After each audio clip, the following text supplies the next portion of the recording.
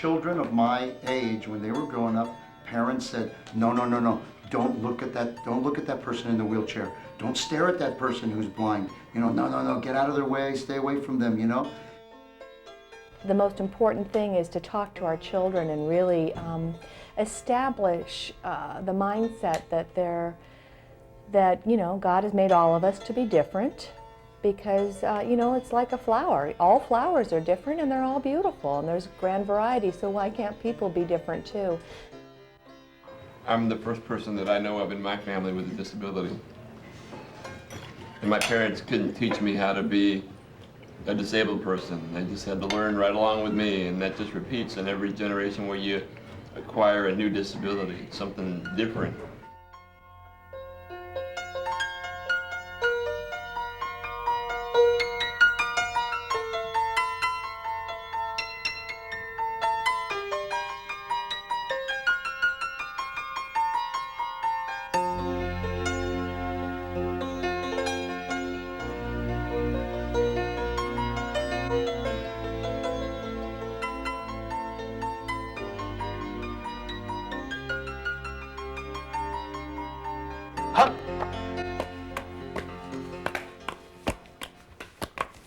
Life these days is complicated at best, and being successful means being able to accomplish many things at the same time.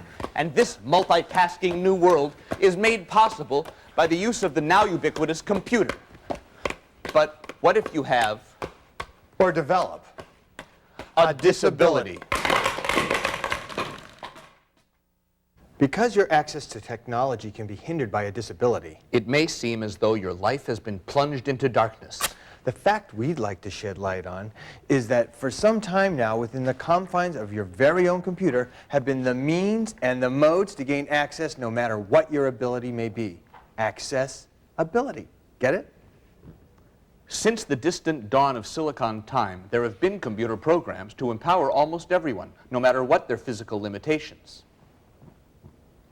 Did you know that most disabilities happen to people after they become adults? The following real-life stories are about people who've acquired a disability later in life and then use the power of the personal computer to keep the many objectives and objects of their lives airborne. That was thoughtfully considered and well spoken, Dmitri. I knew you had it in you. Oh, thanks.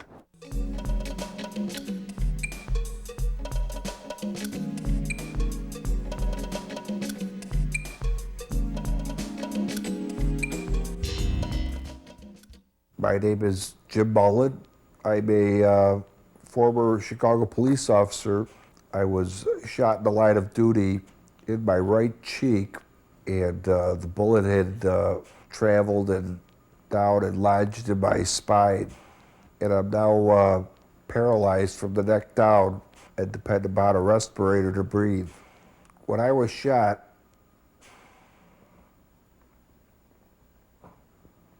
I really was fortunate to be alive.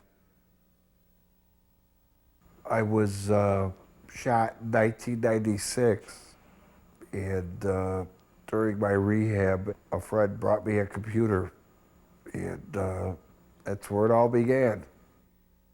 When a policeman in the city gets shot, there's a great outpouring of emotion and support for the family from everyone in the Chicago area. It's quite strange. I really became a celebrity of sorts. Mouse down. I was the catalyst of starting this new company, and we have started designing websites. Double click. The websites are trivia related, where you can test your knowledge against the computer or other people throughout the country. We can link you through different players through history and connect you with any player playing in this league today with any other player you can name in history. We are the foremost website out there for anyone that's in sports. If we didn't have this technology, I would be up the creek, so to speak.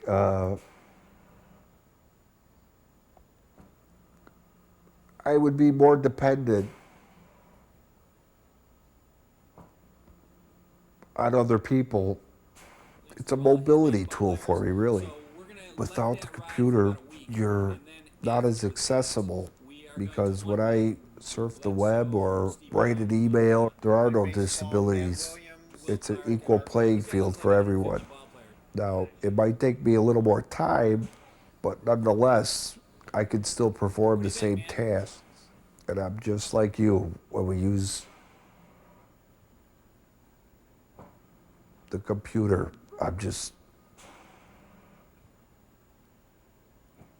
right now, probably not as fast, that's all. It helps me overcome what would be possibly just devastating and a depressing injury into, hey, I still got my brain, I can do a lot.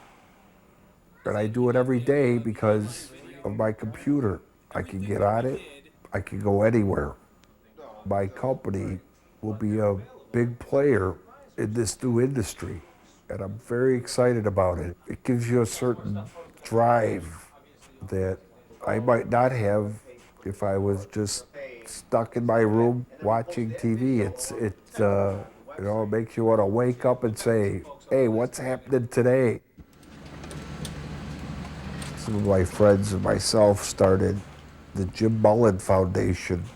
And what we do is we try to take or accept donations from larger corporations that are no longer using their older computer equipment and put it in the hands of the less fortunate and disabled people throughout the city. At my office, we reconfigure the computers to upgrade them a little bit so that they're functioning better, they're upgraded. Did you ever think about disabilities before your accident? Never. Never. Although I always said I never had a bad day, I really never understood how precious or fragile life really can be. When you're the good guy wearing the white hat on the white horse, you're invincible. That's how I felt. And we know that not to be true all the time.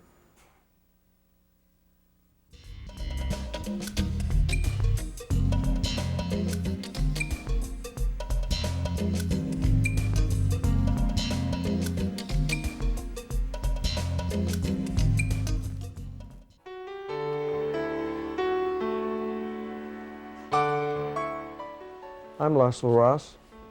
I'm 53 years old, and I suffered a stroke just a little over a year ago. The stroke resulted in my being paralyzed on my left side, significant paralysis in my left arm, less paralysis in my left leg. I really never did picture myself as being disabled, and I think most people don't, but I certainly was aware of people with disabilities. As a small business owner, we hired persons that had disabilities. We had one employee who was hearing impaired and some others who had some mobility problems.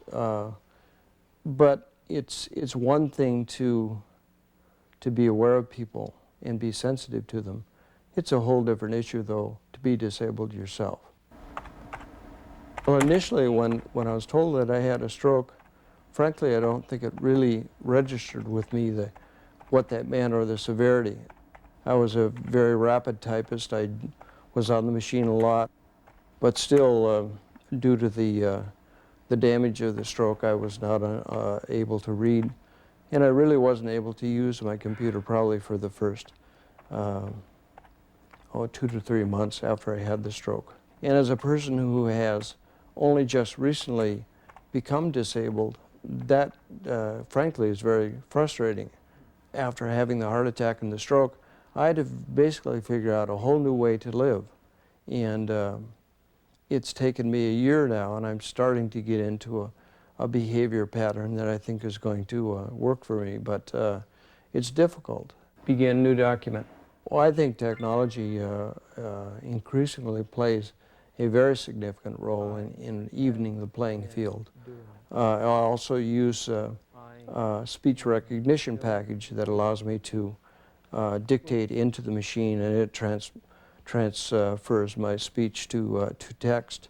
I am still waiting for more information from some of the cousins, period. I do a lot of email. I keep in touch with business associates, friends, family.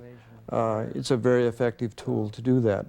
I just view the computer as a way of enriching me and allowing me to do, frankly, allowing me to do most of the same things that I was doing prior to my disability.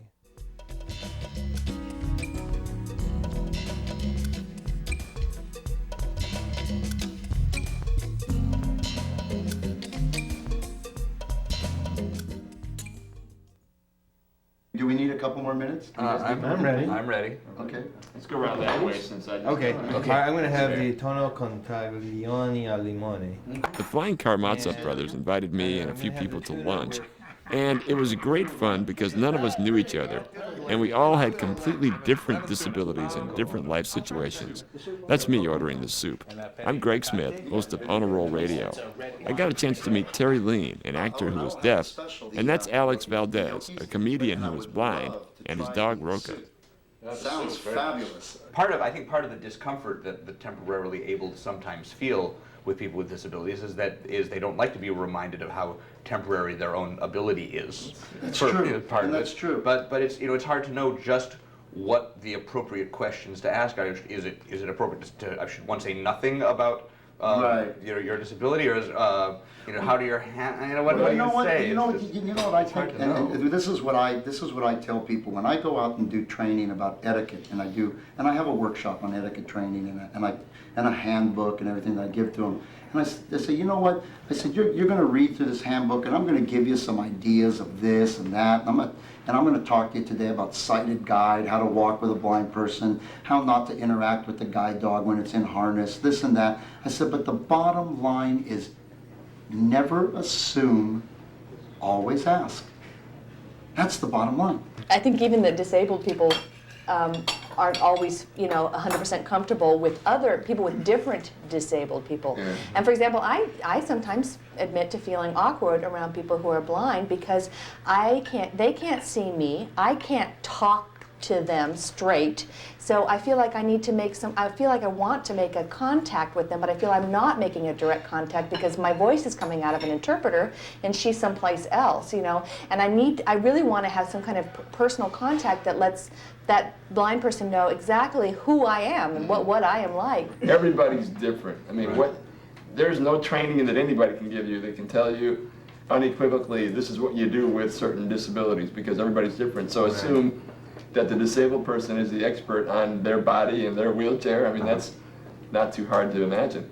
But then if you're in a social situation and you want to know what my disability is, I tell you, once you ask me, but understand that I'm a person, and that if I feel like giving you a straight answer, I will. If I feel like giving you some BS, I might do that too. Yeah. Just as you would, you. Well, People might ask you, what's the deal with this Flying Or Karamazov are you guys Brothers really thing? brothers? Yeah, we get asked that a lot. Sometimes you want Sure, to. I asked you guys that this Yeah. morning. I said, yeah, you guys really brothers?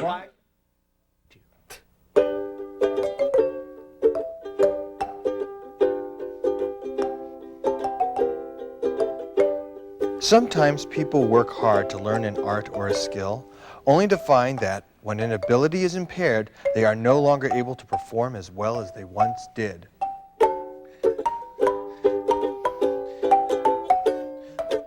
Or in this case, as badly as they once did.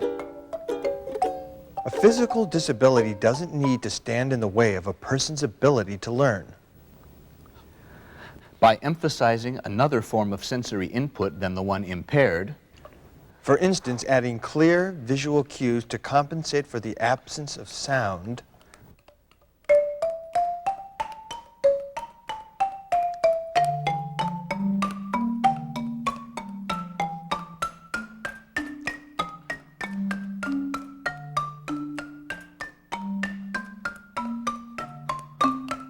a student with a disability can keep up and indeed excel. Though not necessarily. What? Let's meet some people who are using computers to gain access to educational benefits.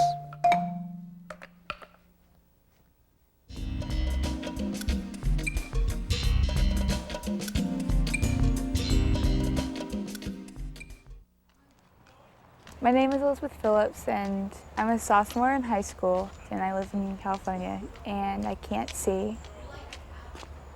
I'm totally blind, and I'm 16. I use my Braille and Speak for most of my homework. I even did half of an essay on it. It's a lot faster for me anyway. It has a Braille display on the bottom, and it's actually really helpful because you don't have to have the speech on. You can just read on the bottom the Braille that you're writing. S-T-E-P-H-A-N-I-E. I'm also using a regular computer.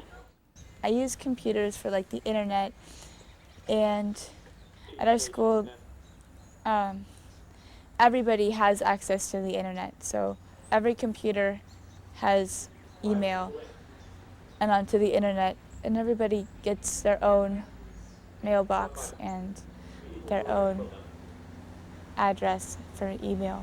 So now you want to go to your mailbox, see if you have mail. Technical support. Student news. Stephanie Lane, 1K, happy birthday, 11/24/98, 10:52 a.m. Oh. So if you want to read that. It really helps me out to just be more independent, be more like my friends, and how the world is now. U-S-A-F-E-A-D-Y. Peer space. If I didn't have computer technology, then I'd be a lot worse off than I am now. I probably wouldn't have I don't think I would have done well academically because I couldn't keep up. I wouldn't be able to keep up in class with everyone else.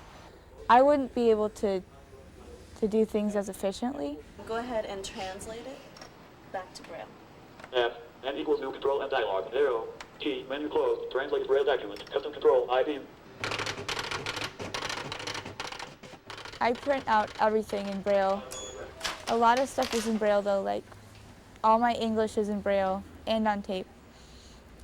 So, and in class essays, I can look back on the Braille for quotes and things like that. I think technology has allowed people to work in almost any capacity alongside people without disabilities. With speech, now somebody who's blind can access just about any program. I think it allows them to be a lot more independent in pretty much any job.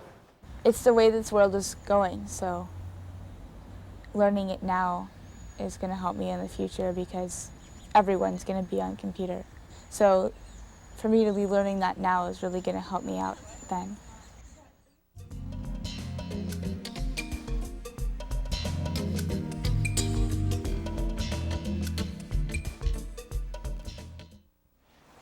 My name is Lindsay Dolish. I'm 15 years old, and I am hearing impaired. I go to a school in Oakland, California called College Preparatory School. I really like school here. It's so fun because everyone accepts me here, and I really like challenging myself for the academics here. And everyone here is just really nice, and it's a lot of fun. I have a very profound hearing loss. The biggest challenge of being hearing impaired for me is missing out on big group conversations. It's really hard for me to get what's going on, and I always have to ask someone next to me what's going on. And that really cuts me off from a lot of the communication, but I'm pretty visual, so I can get a lot of what I see. But that's really hard for me because it's just tough, Without hearing a lot of things, you get cut off a lot. I'm going to talk a little bit about the economic impact of colonialism. I listen to the teacher by reading her lips, which is my basic way of communicating with people. I use sound. I can hear sound pretty well, but basically I need to see the person's face to understand what they're saying. In school, it's important to have technology or computers. I use the computers in English, history, and science to understand what the teachers are saying. The way the computer is set up is that there's a cord connecting to the two computers so that the information is sent through to the other computer, and what she types on her screen will appear on my screen. I look over to the screen whenever I miss a piece of information that the teacher says, or when a student says something behind me or in a location which I can't see them. So I can look at the computer screen that time, and usually I can get what they said most of the time. The computer gives me a lot of other advantages. They print out the notes, so after class I can get the notes and read over them and get the extra things that I missed. And so when I'm studying for a test or a quiz, then I can go over those notes and get them. And if other people miss notes, then I can charge money for them to pay, but I've never really done that before.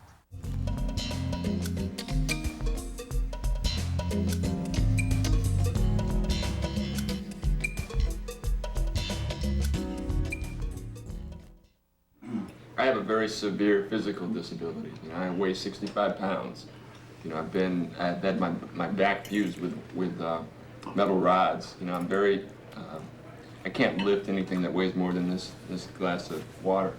But, to sit and listen to this group, you would think, oh, well, it's great to have a disability, It's not great. I mean, there's a lot of times when you're really struggling or there are challenges, that you do overcome, and I'm happy with my life, and I wouldn't trade my life for anybody's life, disabled or not. But there are times when, it gets really challenging to climb in this wheelchair or to, make some strange, difficult physical task, or something that I can't reach.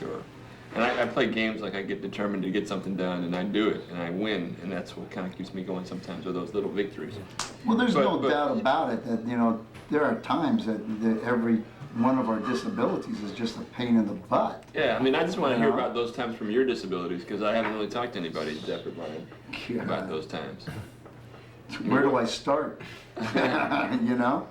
Probably the most frustrating thing for me is that I can't just pick up a set of car keys off the counter and walk outside, get in a car and drive wherever I want to go. Yeah. What about for you, Terry-Lane? I mean, like what are the challenges? You probably don't have any because you were born deaf and you've always been that way and your family's that way and you guys have generations of success stories, right? And ways to get over the disability. Oh, well, no. Maybe not. I'm trying to think of some things. When guys whistle at you, you can't hear them, right? You don't know that they're right? Is that one? Well, that's good. I don't feel harassed. I just go along my merry way. No sexual harassment here. I'm trying to think of what. I guess I really enjoy my life as a deaf person, and sometimes I think my pet peeve is that people try to talk loudly to me. They start going, thinking that it's somehow going to help me to understand the person better if they speak loud. And I get a little bit embarrassed for them because, everybody else around the room is all looking at us. Too. We all have those things, but you know what, here's part of the thing too, us as a group that have been brought here together today, we are people with disabilities that have success stories, that have successful lives. Right. And part of our responsibility, now this is only my opinion, okay? You guys may want to differ with me. My opinion is that as successful people with disabilities, part of our responsibility is that we make it look easy.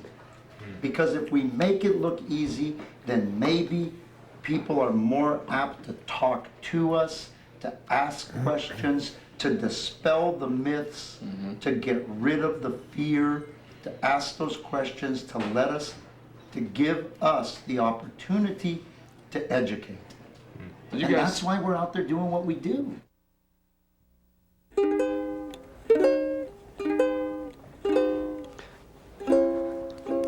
People learn many complicated, delicate tasks as part of their jobs. These tasks can take years to learn and demand training, talent, and experience.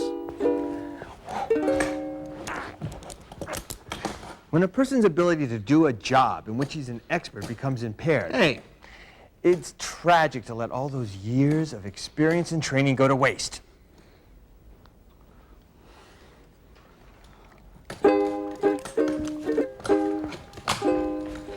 With technology to lend a hand, an impairment, be it from birth or acquired, no longer needs to keep a talented person from being as productive as anyone else on this planet. Pretend I'm a computer. Not only are people with serious disabilities continuing to make a contribution, some using assistive technologies are making a truly significant impact.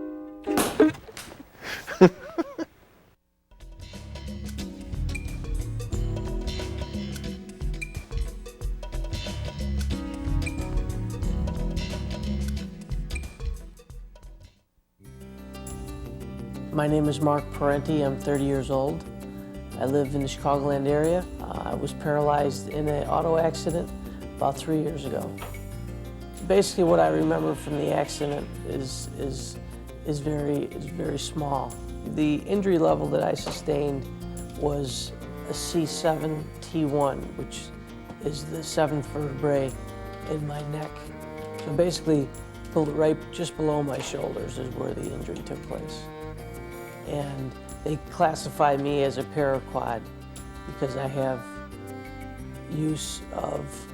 limited use of one upper extremity and full use of the other.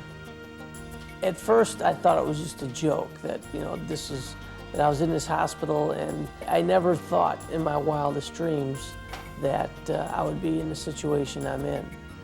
Not knowing what disabilities were 3 years ago, I had a lot of questions that people weren't giving me answers to, especially doctors.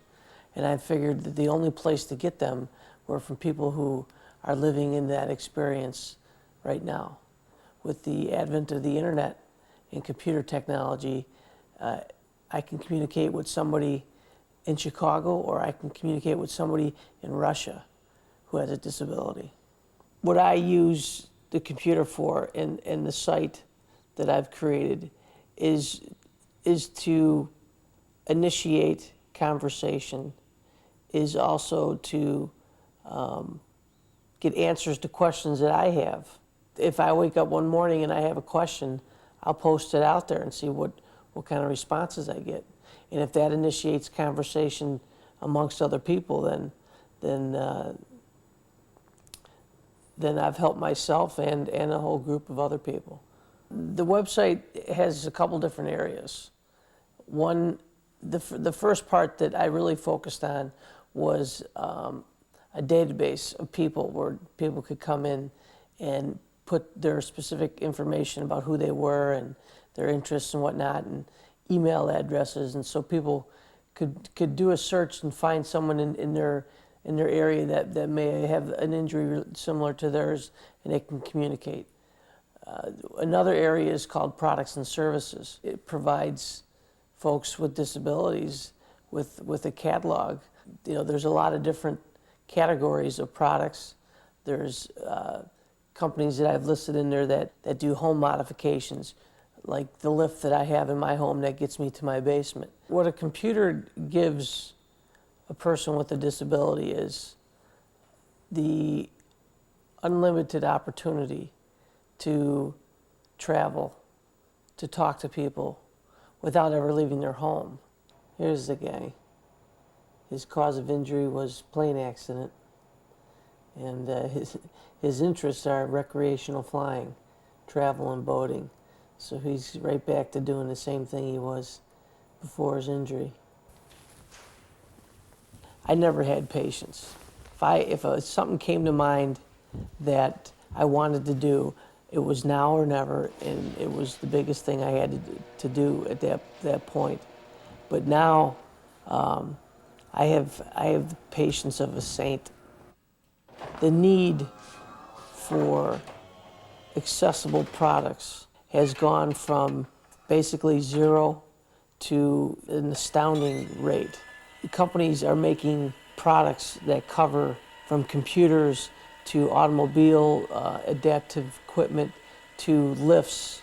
Society is coming to grips that, hey, you know, there's going to be people that can't do things, and let's make it easier for them. And you know, my hat goes off to them. And I'm fortunate enough to be able to have the ability, you know, to get into my van and to drive wherever it is I need to go. Freedom. It's nice to have wheels again. The future looks bright. Every day is a new challenge. I've always been a goal-oriented person. Now I'm making new goals, and I may not be walking, but I just want to wake up and function on a daily basis and provide for my family and just be involved in every aspect of their lives. And I think I'll reach those goals too.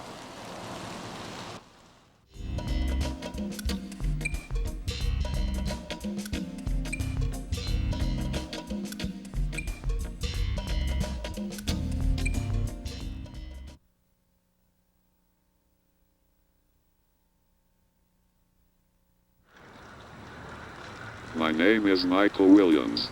I am a writer and consultant, and my disability is called cerebral palsy. I have been disabled ever since I was born.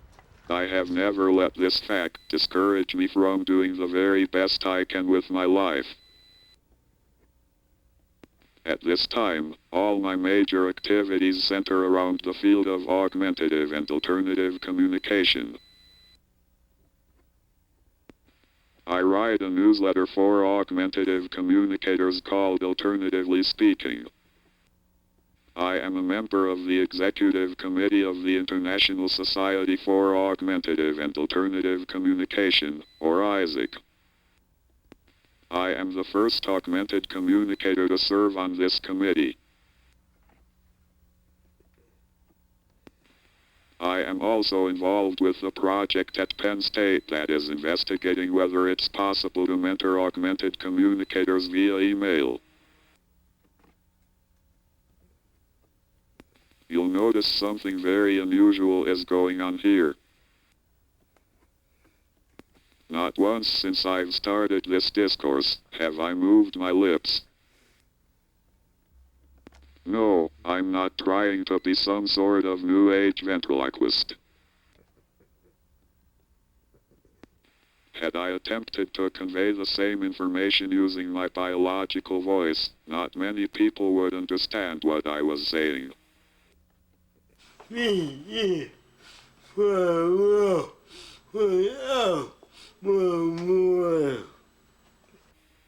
This voice output communication device is but one of the many tools in my assistive technology arsenal that I use to communicate my thoughts to the outside world. In addition to this voice output communication device, I also make extensive use of email and the fax machine. In addition to these high-tech devices, I also use a low-tech letterboard.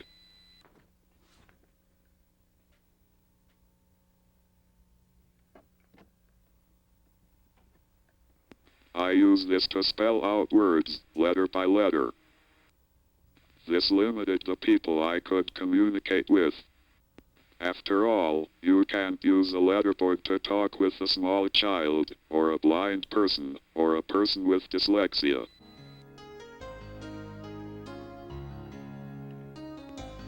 My voice output communication device helps me establish myself as a sentient human being when I'm out in the community. This is most important for me, for I am afraid that Mr. and Mrs. John Q. Public tend to view people with speech disabilities as 2 carrots short of a stew. Modern technology has helped me tremendously in my struggle to become a full human being who participates in a meaningful way in his society, but such were not always the case. As you can see, I'm not a member of Generation X. I was born in the late 1930s, and these technologies weren't even dreamt of then. My first piece of assistive technology was my grandfather's standard manual typewriter. I used typewriters to communicate all through grade school, high school, and during my undergraduate years in college. In the late 1970s, I became the first person on my block to get a personal computer. When I saw the possibilities this machine brought into my life, I became an enthusiastic supporter of this technology in the lives of people with disabilities.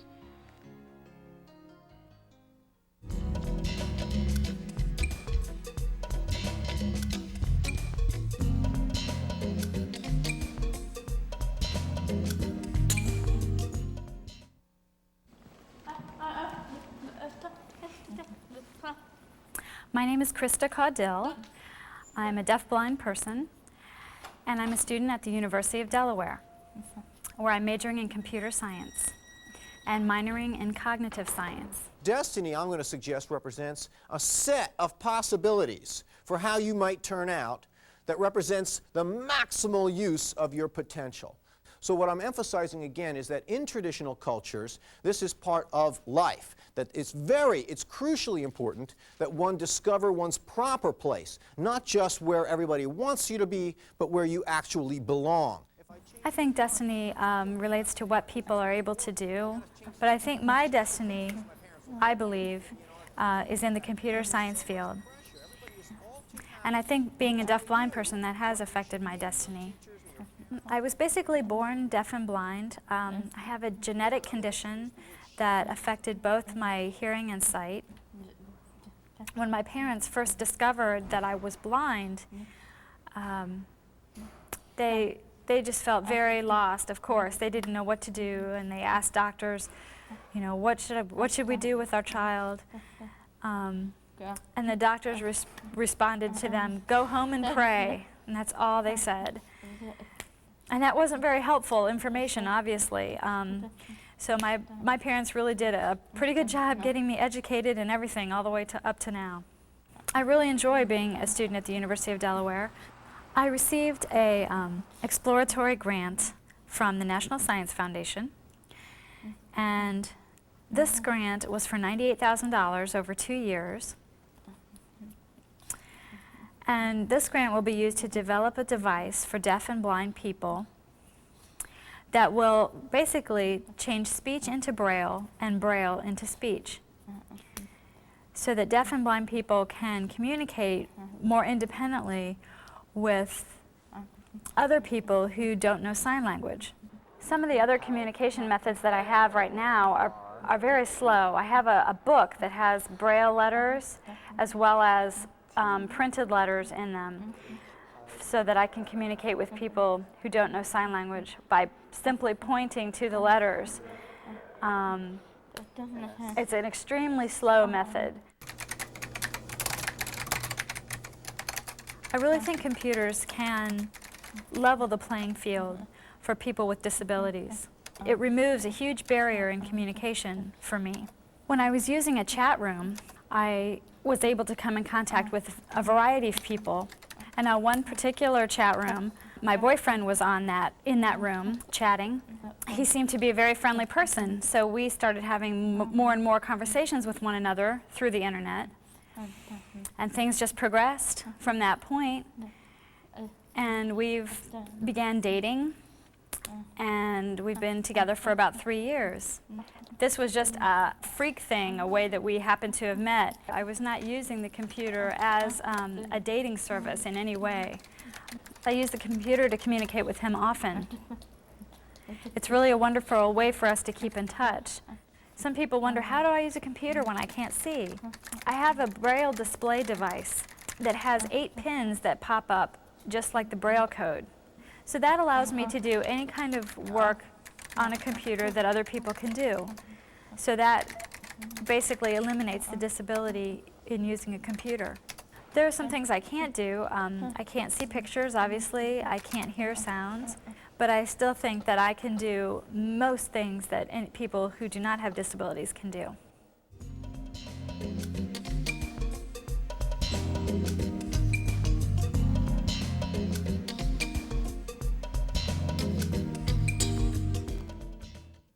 I went to the Model Secondary School for the Deaf, which is in Washington, D.C., right next to Gallaudet University that you were mentioning before. And they said, oh, you want to act? Come on, let's go act. You can do it, you can do it. And that was really an amazing, something like finally somebody didn't say no to me, because really when I was in the 9th grade, really, I was 14 years old, it was really the first time in my entire life that nobody had said, no, you can't do it. And, and I really could be myself, and that was a life-saving experience for me to say, it's okay to be deaf. You have something to offer as a person. Really, it's very lifting, it's a uplifting experience in my life. See, I can relate to that because when I was in high school, I played drums since the 4th grade, and I was pretty good at it. And I wanted to be in the marching band because I'd heard all the great times they had on all the trips and everything, so I wanted to be in the marching band. And a guy in a wheelchair in the marching band, I mean, how are you going to be in a wheelchair and march, on the football field or in parades?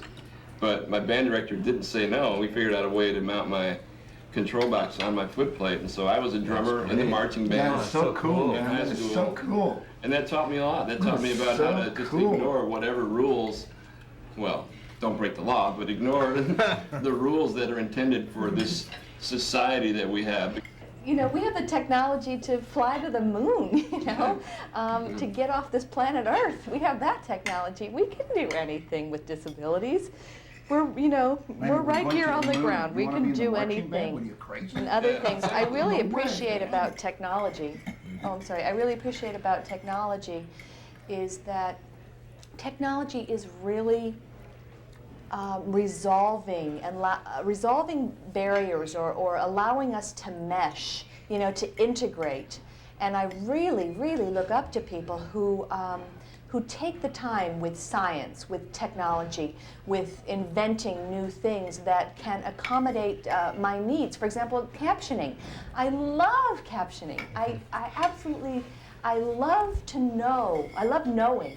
And that's what, I just love to learn. I love to communicate with people. I love to absorb information. So captioning, to me, just, it engulfs me and fulfills me with information, The bottom line, they can go out and spend all the money on computers, on curb cuts, on putting Braille on the elevators, everything. They can do all the things that the ADA says they're supposed to do, but until the attitude is changed, none of that will matter.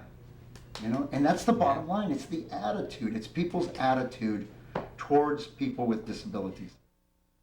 Remember, the PC can light the way when all around you there is darkness, the proverbial light at the end of the high-tech tunnel.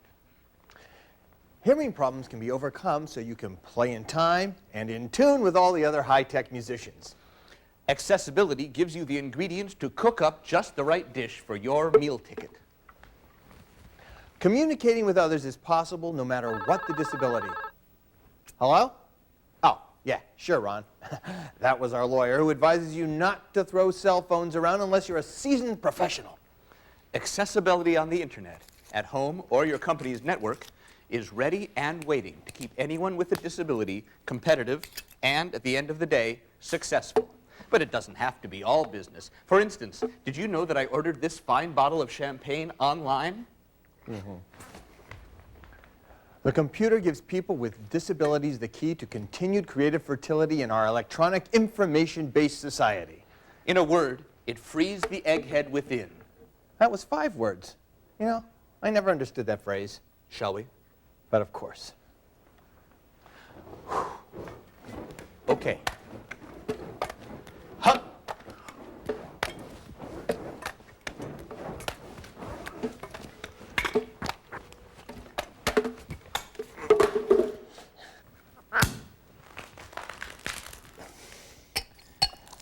To accessibility. To us. To you. To life.